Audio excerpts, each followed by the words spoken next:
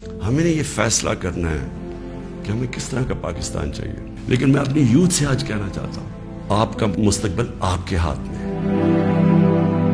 میں تو یہ امپورٹڈ گورنمنٹ کو بالکل تسلیم نہیں کروں گا. میں نکلوں گا اپنی قوم کے اندر.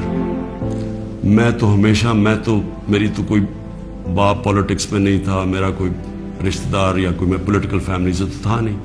میں نے تو شروع کی عوام کے اندر نکل کے.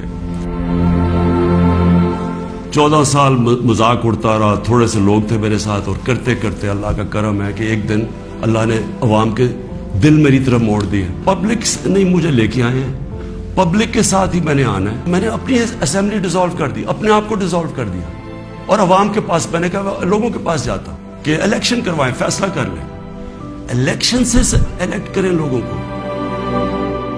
بڑا مجھے رسپیکٹ بھی ملا، پیار ملا.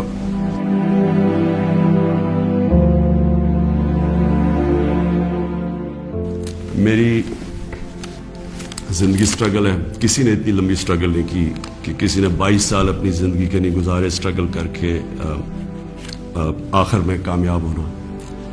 تو میں تو سٹرگل کے اوپر یوزڈ ہوں. میں تو اب ایک سٹرگل کے لیے تیار ہو گیا. میں نے تو اب پبلک میں نکلنا ہے اور میں نے سٹرگل کرنی ہے.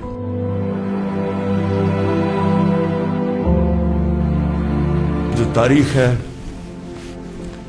وہ کبھی کسی کو معاف نہیں کرتی. کون کیا رول پلے کر رہا ہے، تاریخ میں ہمیشہ یہ چیزیں سامنے آ جاتی ہیں. لیکن ایک زندہ قوم ہمیشہ اپنے حقوق کے لیے کھڑی ہوتی ہے، اور ہمیشہ آپ کی سب سے بڑی کہ آپ نے یہ غلامی نہیں قبول کرنی. ایک آزاد قوم کی طرح آپ نے کھڑے ہونا ہے. ایاک نعبد و ایاک نستعین، لا الہ الا اللہ، کوئی خدا نہیں اللہ کے سوا. یہ نعروں پہ پاکستان بنا تھا، اس کے لیے قربانیاں دی تھی لوگوں نے. میں آپ کے ساتھ پوری سٹرگل کروں گا. میں کسی صورت تسلیم نہیں کروں گا کہ کسی قسم کی امپورٹڈ گورنمنٹ اس ملک کے اوپر مسلط کی.